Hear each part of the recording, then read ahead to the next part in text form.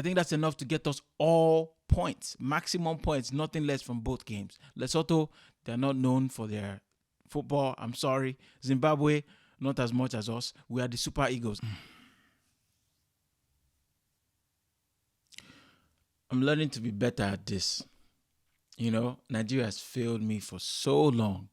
So long, not just sports wise. We came into this international break knowing that we're starting our journey to qualify for the next World Cup. I saw the team that he selected. I was like, okay, we have enough. I had a few questions, but I didn't think that it would come to this. Nigeria playing 2 games against Lesotho at home and Zimbabwe. And out of 6 points, we only got 2. The giant of Africa, as we are tagged. It's indicative of, this team is indicative of what we've been going through. You have somebody at the helm, the leaders who don't just care, who don't just understand what this means. You know, I just watched, after the game, the handshake, the smile, the goodbyes, the hello, the good jobs, and I saw the manager smiling. To be fair, it could have been a sarcastic laugh because I played it back a little to try to figure out what he could be laughing at. I honestly, I just couldn't understand what could be making this man smile after getting 2 points out of a possible 6 when you were the clear favorite to get 6 points to win both games. Man, I'm disappointed. I'm disappointed. Yeah, I can talk about the game. You know, they scored a worldy free kick, a superb strike. Anybody will be proud of that free kick. You know, I'm tempted to blame Uzoho because, you know, he's been doing badly. But, you know, we can give credit where it's due. That was an inch perfect strike. He hit it perfectly. The boys rallied, but I cannot get my head around the fact that we did not have one shot on target in the first half. Not one. And this man started with Terry Murphy and Joe Aribo as two strikers again, but one is a midfielder, and they just look lost. They just look lost. Yes, they're playing on artificial grass, and everybody knows that it's very tough. When you pass the ball seems like it's sprinting away from you. If you've played before on grass and if you've played on artificial turf, you'll understand the difference.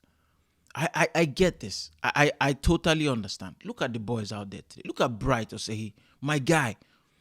He fell down 3 minutes after coming on because his knee was bad. I saw him barely able to walk off after the game, but he fought through because he wanted this, because he's playing for this, his heart. I understand. I don't want to act like the rest of them aren't, because I truly don't know. But that performance doesn't make me feel confident that all of them are. You know, we should not be going down to these teams. I can't even blame the players because the manager is absolutely clueless. I honestly feel like he doesn't watch these people play. He just says, oh, what are the defenders there? Oh, check. And then he brings them on the pitch and plays them all over. They don't know what they're doing. Can't even get my words in. You bring these players from Europe or wherever they come from, and you play them to their disadvantage.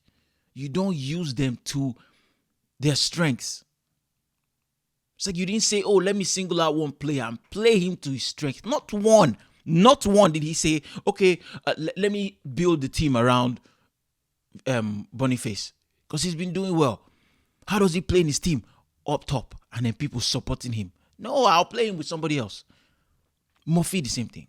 Okay, let's say you want to build around the midfielder. Which one did you want to build it around? Kelechi Iheanacho, captain. First game we played against Lesotho. You played him out of position. Plays as the top 9 in Leicester.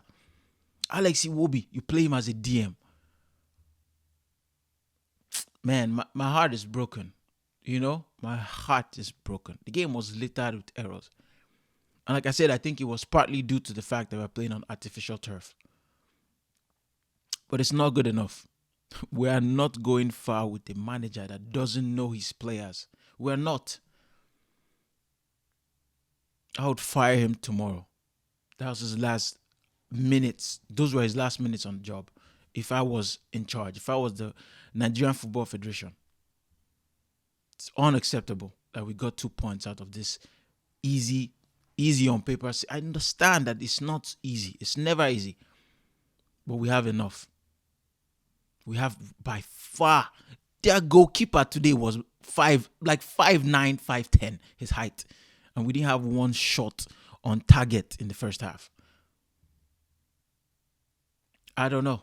I don't know what this man is doing. He should not be in charge of this team. Get me a Nigerian who understands what it means to play for the bad and understand what the Super Eagles means to us as a people. Please, please. I'm gone. Like, subscribe. Yeah, peace. God bless. God bless. Can't forget that.